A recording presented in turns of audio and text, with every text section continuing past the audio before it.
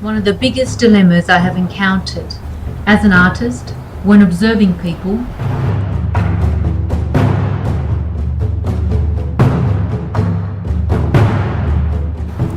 is their inability to question. What is life without contemplation? And what is art without contemplation? Art is an adventure, and to some extent one must have a taste for it, because like any adventure, it takes us into the unknown. It's from adventures that we learn, because it is only when we are in the unknown that we are exposed to the new and unexpected. There are many imperfections in our global society. However, none greater than the ability to consider a new idea, to challenge the status quo, and to ultimately change direction and begin a new adventure.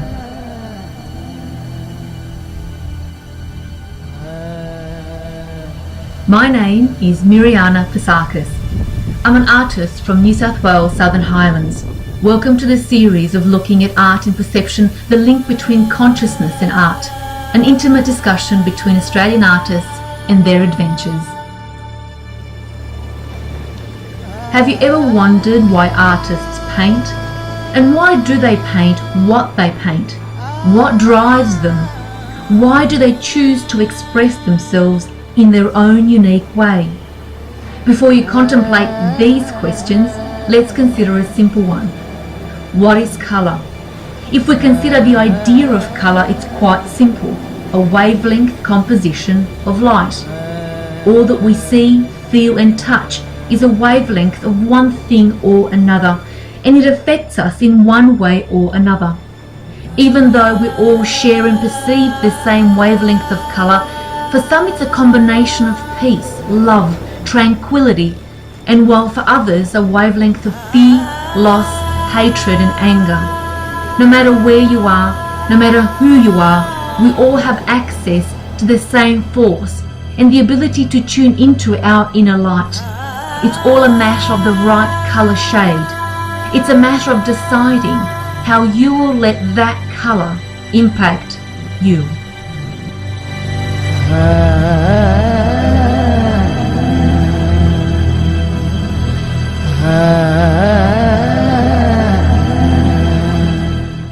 The Native American community used colour as a symbol that represented an idea or expressed a story, such as black was a symbol for victory.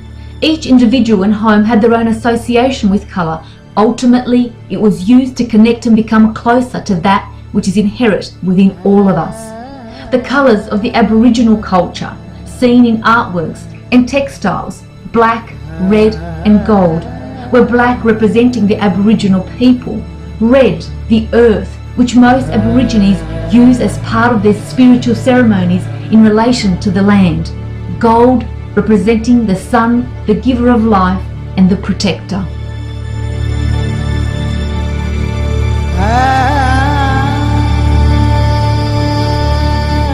Colour and food.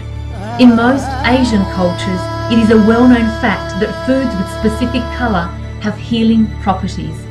No matter how we choose to interact with colour in our life, it will have some type of negative or positive effect on our well-being.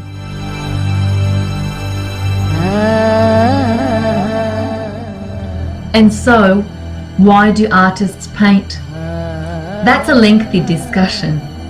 As an artist, I'm always evolving. I look for opportunities that will take me out of my comfort zone, and the word complacency, no and not possible aren't really part of the components that contribute to who I am. My reasons in why and how I paint are very simple. I've never been sentimental, primarily because I had so many changes, where I've been uprooted, changed locations a number of times, moved from a different country to another. And in each move, I had to leave something, someone behind. So there wasn't much room left in carrying possessions, even on an emotional scale. Instead, I started seeing things, locations, people, as a memory. I started painting as a way to preserve and protect. So I paint in order to preserve and maintain a memory, to keep it alive, to remind others of what could be lost. In a way, once I paint something, I give it life, even if it's only within my own heart. For me, there is never a need to keep the physical object. Thus, I continue to paint.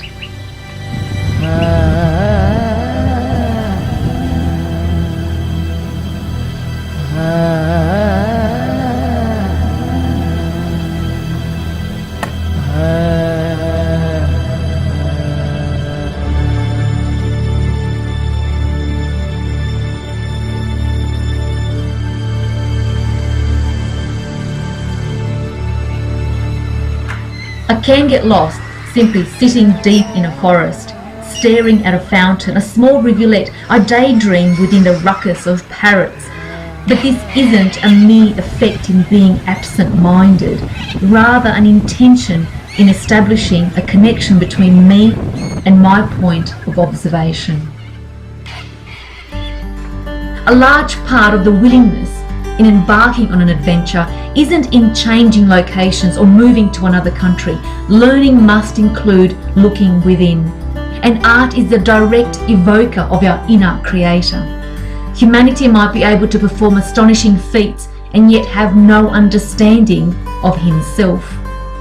Artists, on the other hand, are always exploring their inner and outer world, which is the beginning of their learning adventures.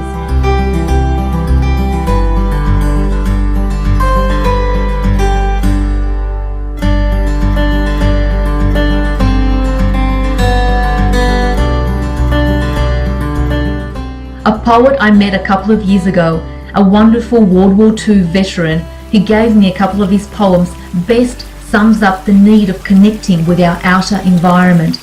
I believe his name was Howard McNaught.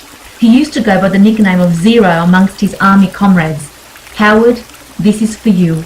I hope you are watching. Down by the river. There are those who would rather be uptown in the high-rise of concrete and steel, where the thought of a move to the river has little or nothing appeal. Try as we might to convince them, they still have the urge to remain. So we are writing a verse of persuasion. If we have to, we will do it again.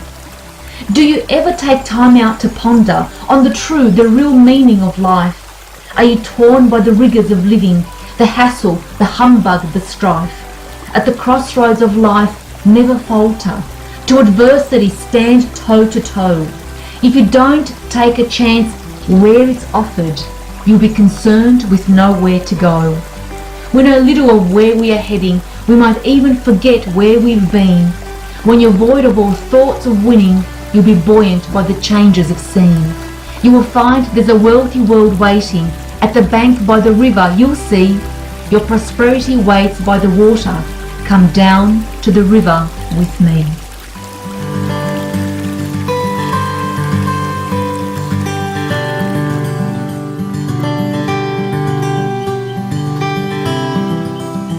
An artist that is willing to become devoted to his inner adventures also starts to see the world around them with different eyes. They become aligned with a higher purpose, live from a point of how may I serve, become willing to submit themselves to something they consider greater than themselves. One Australian artist whose spirit is entwined in adventures and exploration is Max Miller. In our conversation, not only did I discover how parallel our life experiences are, also the tangible connection that Max has between the invisible, the spirit that connects us all.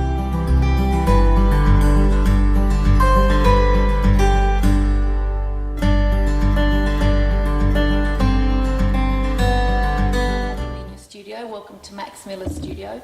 We're in his wonderful, wonderful space. I'm so envious. I really am. No, I'm very favoured to have it. It's an incredible space. Not only I think it's very inspirational. Anywhere you look, you've got so many things that you can grab and paint.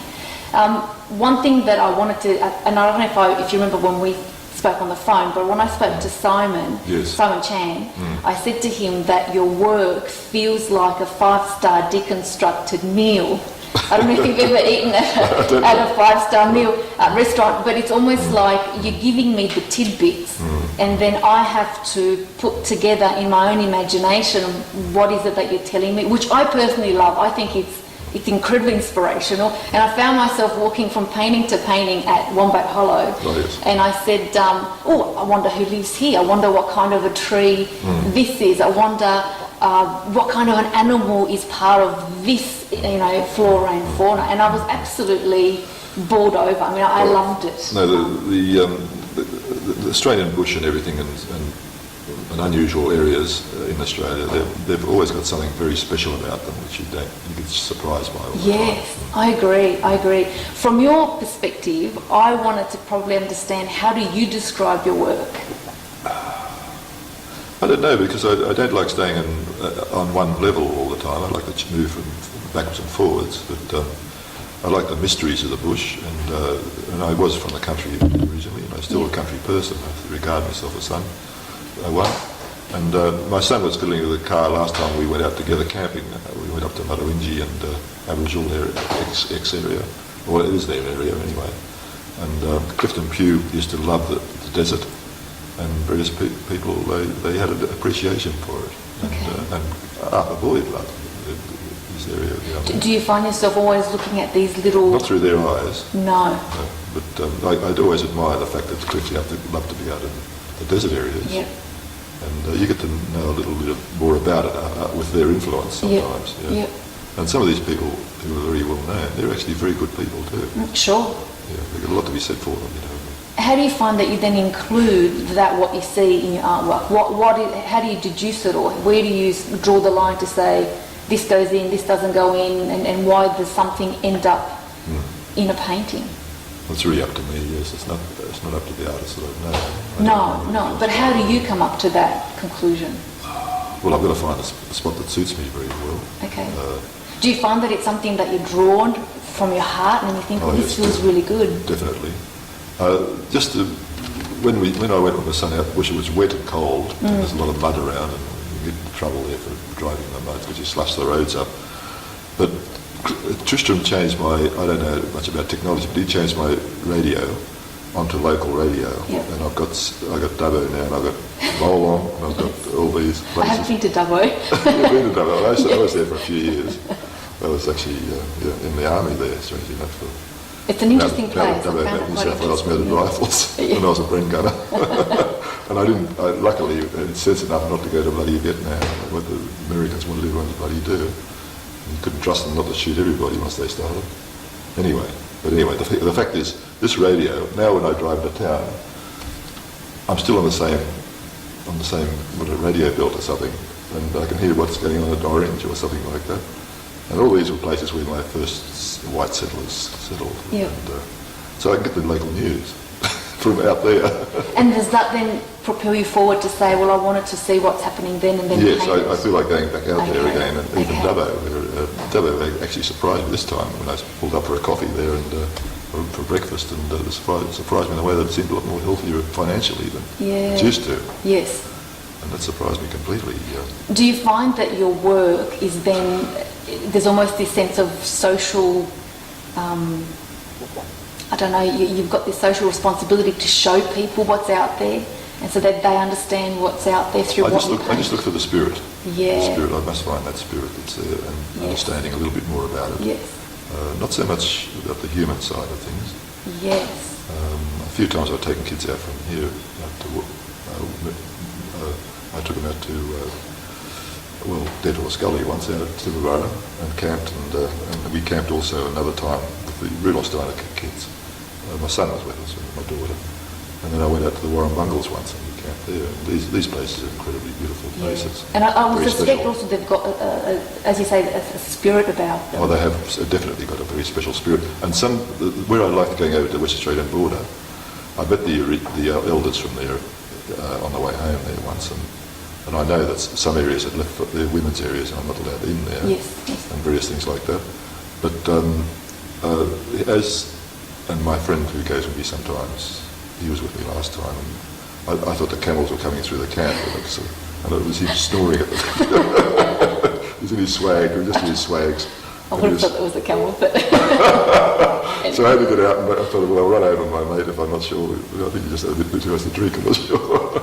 How? Because I know what you're talking about. When you say the spirit, I relate and I absolutely connect to that. Well, he calls it spirit country. Yeah. Now, it's very difficult when someone always asks me, what do you paint? It's very challenging to explain. I don't paint the physicality of something. I paint what I connect.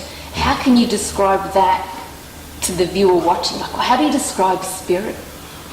Well, it was actually a hands-on the ground thing as well, because we were finding, a few times I've been out this area, up near Papunya and the Kunji language area, and you find tracks on the ground. I found kangaroo tracks, and also we found footprints, male, I think I'd say male, might could be female, but footprints, not very big footprints, like a child or a young person. And they vanish. And the kangaroo even, the footprints disappear. So where they were walking and then it stops almost? It vanishes. Yes. That happened when I was doing a painting out of the Kunji, near Haas Bluff. And I found the tracks where I'd been sitting, and I couldn't understand why the tracks seemed to vanish. Do you feel, because this is where then I lose a lot of people that are wanting to know about an artist, do you feel that the normal, everyday person would notice something like that? Well, if you had your eyes open, if somebody had their eyes open, yes, they would. They should notice it. But it's also... But is it seeing with your eyes or seeing with yourself? What's been your greatest learning process? You know, how have your experiences shaped you and the way that you then connect to what you paint? Yeah, well, that's a difficult one to answer, except to say that I was in Yeovil, New South Wales, and then I moved to Dubbo, which was near past our old farm where we had a farm, the Millers, to Abley, and then out on the road past where the Western Suburbs Zoo. And then, but when I got sent to Dubbo, I found there was no, they have one now, but there's no library there, and I didn't have any books at home anyway. I just had a few books, very rare. And then I decided I'd want to study art, but I couldn't study art there.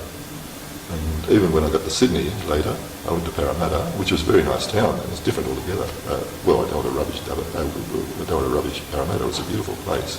It is a beautiful place. But I still couldn't do anything about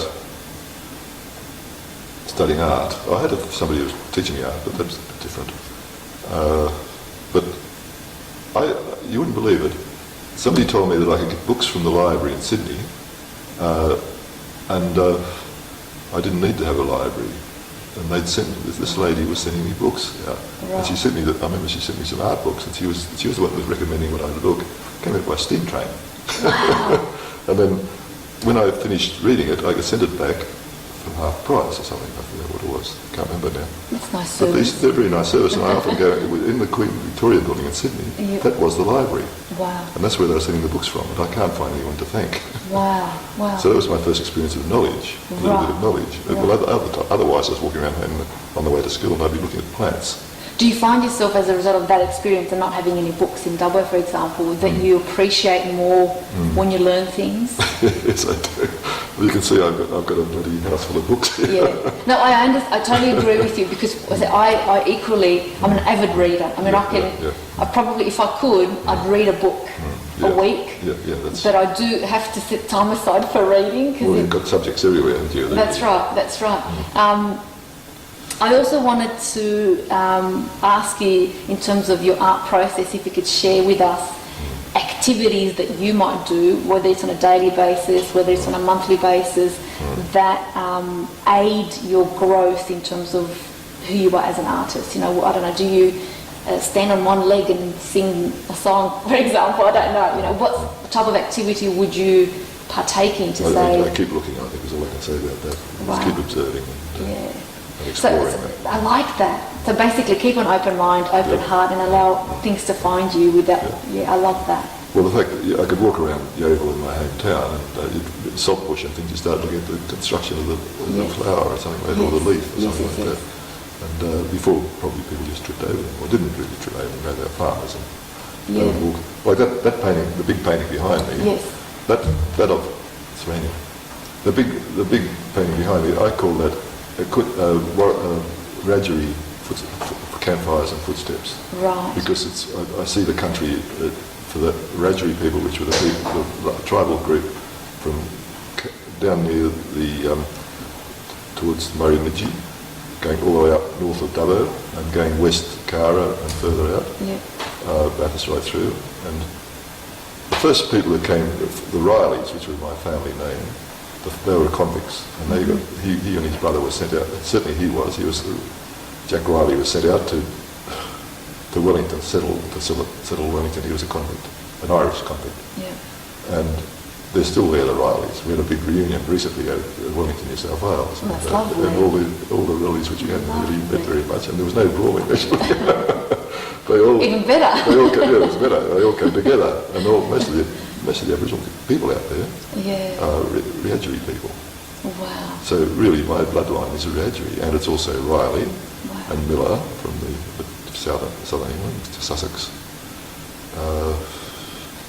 But I just look at this as everywhere. Looking at the country like that, you can imagine that somebody's camped there at one point. Now, because I haven't put the camera on that painting, but I want to say that the tone of that is you've got your greys, blacks, and whites. And I wanted to ask you, because it's quite interesting seeing it as you're talking, with all the experience. I mean, you've gone to so many, the Warragambles and all the different countries, different areas of Australia. Warrabungles, Warrabungles, that's right. And Dubbo, and I mean, I've been to Dubbo and said I'm familiar with Dubbo and all that region up that area. It's just quite dry. I'm curious, how do you see colour with all the experiences that you've been? How do you not see as much as interpret? How do you interpret colour when you are in that particular area? I still look at the subject matter, but Clifton Pugh was a very good friend. I came across him when I was doing the printmaking and had a print workshop in North Sydney. And he had a great love, and it's L-O-V-E, definitely, the bush. Yes. And he loved Tibooburra, and he's done a mural right across the wall there, which is falling to bits, and all the locals are panicking because they can't sell it, because it's on stone. But we go out, camp right out, right out. And he wanted to go to out into West South Australia there once. When he was in the army, he actually made a trek out there, and they just steel pacing every kilometre or 5 kilometres or something.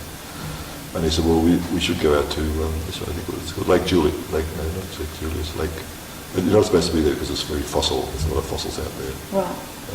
And I said, I've got one problem though, Cliff. And he said, what's that? And I said, well, if anything happens to you on the way out, and he had veins all cleaned out and things, I'm going to have to bury you.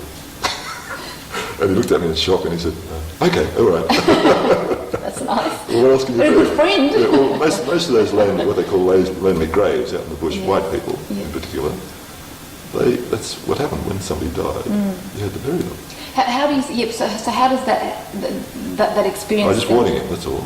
Yeah, but how do you then see that into colour? How do you make the conscious choice to then? Oh, that depends on the area of there quite a lot. Yeah. Paint, and because ultimately, pretend me as the viewer, me looking at that painting, and then I wanted to equally connect to what you were connected. Well, I'm also connected very much to Buddhist work too, because Jenny and I, when we left London, by force, we started hitchhiking home, and it took us 6 months. Somebody said the other day in the article that Australian art is not hip enough. I don't know if it's. Just looking at, I suppose. That's right. The Pencil's looking at, and I won't mention the critic's name. But then I wondered whether or not the larger commercial side of the bigger conglomerates that are selling Australian art have actually deliberately not focused on Australian art for the sake of commerciality versus exploring the Australian art. They certainly took a challenge on taking the Australian exhibition over to London. Yeah. That was quite a big challenge to take on. And was that successful? I don't know if it was. I don't really think it could be, but they are a bit of a snooty about such things sometimes. Yeah. Because I don't know if you remember back in the 60s or 50s, don't quote me, but I remember reading when the I don't know who brought the works of Picasso, Monet, Cézanne and Pissarro. They brought this huge exhibition over, and socially it was a flop. I mean, everybody hated it. They said it was atrocious, it was awful, and I could not believe anybody would say that personally. And then I wondered, how was the everyday Australian perceiving the artist? You know, is it because they're not as well travelled? Is it because they're not as open-minded? I don't know. Well, it's very hard to answer really that, but if I can say one thing, it is that we have some really, we've got the Irish and the Scottish and all that influences and English influences here, because we're mainly of that background. Yes, no, absolutely. And they're all sentimental songs, basically. Yes, beautiful songs, in fact. Yep. And we are of that origin, and then so and the French, of course, and all the rest, and Italian. Yep. We treated I think that we treated the Italians terribly, and the Greeks, but now we're beginning to understand better. We learned a lot from them over the time, but we're all that bloodlines, mixture of bloodlines, and I don't think the English see that in Australia so much, but I don't go over there to try and show off that I'm an Australian painter or anything. I just go there for knowledge. And I refer to... Irrespective, please show off. Your work is great. Show off, show off. Don't be modest. But I still look at books on printmaking, from England and places. And that's the knowledge. Where do you see Australian art? Who do you relate mostly to? I can't answer that. That's all right. I can't actually work out how to go about that one. That's all right. When you were a child, what did you want to be? An artist. An artist. Yeah, even when I was about 5, 6 years old. Wow. I used to play tennis, and I used to hate tennis. I'd go bush, I'd go up along the creeks and things, Bar Creek, Little River, Sandy Creek, and we swam in them. Wow. And we knew how to dive off the banks and not hurt ourselves, because you're diving into sand. You have such a connection between you and the bush. It's not funny. I can sense that through our conversation. You're just totally entwined in the... I had to be, because that was our life. Yeah. And so my grandfather buried his brother and sister by a gum tree. Yep. Because they'd got scarlet fever. Right. And no one was there to help. Yep. And some men would go in for a beer into town with no shoes on, straight overland, but they wouldn't go on the road. Didn't want to be run over. I love stories like Scottish, that. They were Scottish, Irish and Scottish people usually. Yeah. What are you never without? Well, what am I ever without? I'm never without. No, I've got everything I need, quite honestly. We bought land and things, but I discovered that land, or buying too much property, is not a good idea. Not a good idea at all. So all you need is the space, and that's important that I've got studios. And I can go and drive with a car. Yeah. Well, with a car, of course, not a horse or anything. But then, I can go out to Western Australia if I want to. Yeah. And I know the country. I don't need a map. Yeah. And I always call and see the Aboriginal people in the Wilcannia, who cop so much rubbish from people. I've pulled up at service stations going overland to Perth, and they'll say, I hear people saying, get away from Wilcannia because it's dangerous. People are good people. They're good people in Wilcannia. There's nothing wrong with them. They're just going to be treated well. Yes, I agree. And they don't feed them properly there.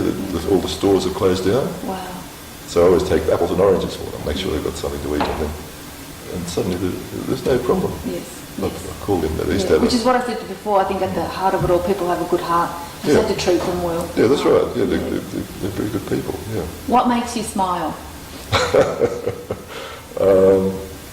Oh no, I've got a sense of humour.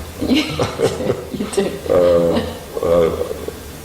I want to write a book, but I want to write a book. I don't want someone else to write a book. Lovely. Okay. What would you say is your greatest achievement? Oh, my greatest achievement is leaving the employment I used to be in, even though I did harm by doing that because I was expected to become a financial manager. You and I have so much in common. I was in finance for 10 years. Were you? And I left at the height of it all, and people thought I was an absolute idiot. Yeah, I left so you got a really nice chap from South Africa, an assistant general manager, come in and offered me a job down in Wollongong as a manager. Wow. We went for a drive down there, and I said, I'm sorry, mate, look, I really do want to be an artist. Yeah, well done you. Oh, well, and the place was full of crooks as well, the finance company. And that was a problem because I couldn't do anything about it. but not all of it. My bank, the manager that I worked for in Parramatta, which was a very, very, very beautiful town. Yeah. It's probably is, but still, it's got a lot of history. It does. And actually, one of my Aboriginal relatives marched with his men down to Parramatta and got a peace with the governor. I think he might have been in Brisbane or somebody outside the church there.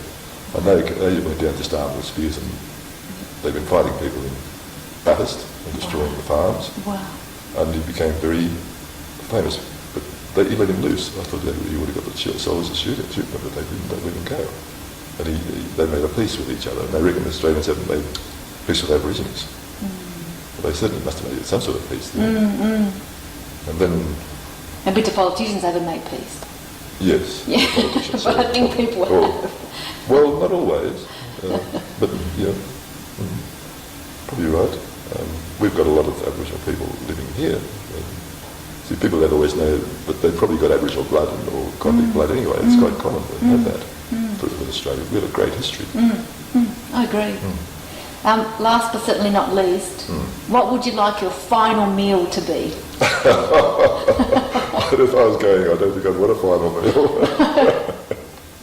No. Or a final drink, perhaps, or something that you'd say, you know what, that would be my final. Yeah, I suppose a bit of... I always loved... Around the campfire, it's nice to have a bit of rum. I always loved, and the reason why I ask is I remember when I watched the Leyland Brothers documentary, and when, I'm not remember who, because I forgot his name, but when one of the brothers passed away, one of them said to the other, one more time, as in one more time around Australia, and that's what he would have wanted to do, is one more time. And I thought, wow, what would I like to do? That sounds a bit like Cliff. He always turned up every year. I don't remember which one it was. Cliff's computer. He always wanted to, sorry to interrupt you. No, you're right. He always wanted to go back out to Tibooburra. And when he walked into the pub, they all knew him. Yeah. Well, it was not that, he just loved the country. Yes, right. And Pleasure. it was in his blood. I could speak to you forever. I really could. I think you're an amazing man, and I think you're an amazing artist. I truly do.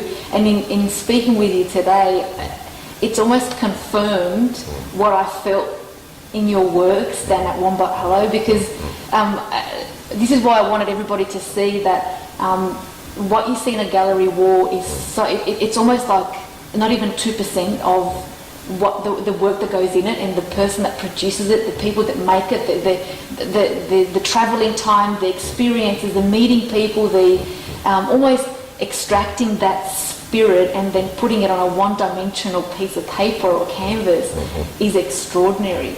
And I wanted, and I'm hoping that people at home can see this and feel it, and I think it's fabulous, and I thank you wholeheartedly. No, I really do. Most seem to make the mistake that age is the foundation to maturity and knowing.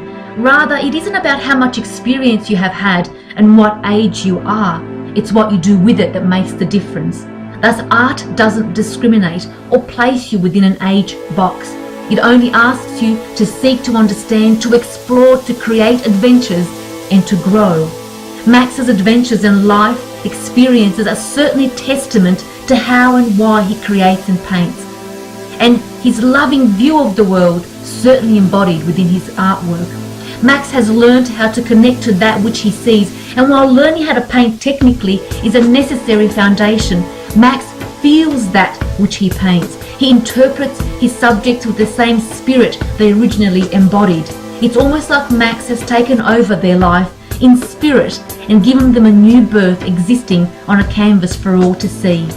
His paintings touch the heart of the viewer, even if the viewer isn't privy to who he is. He's daring to explore the nature around him and live a life filled with adventure. He brings out the magic, the spirit from inside out.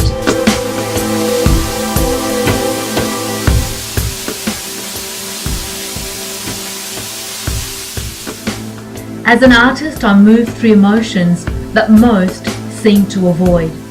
One must have courage to stand up through all the falls and continue forward, to paint in spite of ridicule, to create even if it isn't popular. In spite of fear and pain, we must forge forward. When we learn, we become conscious of our inner self and take the step toward calling our misguided beliefs into question. Thus, artists never stop questioning and learning.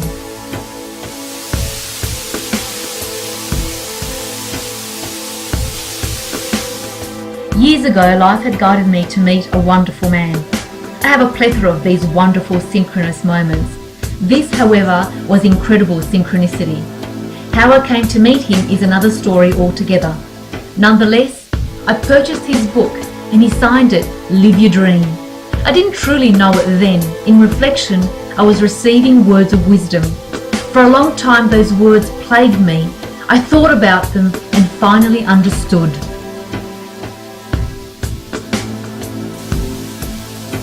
To be a dreamer, we are considered persons with impractical schemes, living in imaginary settings. And while most individuals hand out these reminders, wake up and see the real world, back then I didn't think it was possible. However, I couldn't help to wonder for all those that have achieved their dreams and are now in their real impractical settings, living their surrealistic fantasies, how happy they are, and that it could be possible for everyone else to achieve those dreams. The author of the book that signed those three loving words was Li Junjin, Mao's last dancer. Perhaps I'm now viewed as one of those impractical individuals living in an imaginary setting. Perhaps if we always knew where we were heading, what we were going to experience, it wouldn't be an adventure. If all artists moved their brush in the same manner, then we wouldn't have diversity. Dare to live your true life. The key is intention, emotion, and awareness of what you are doing. Such awareness requires consciousness. I dare you to paint your adventure.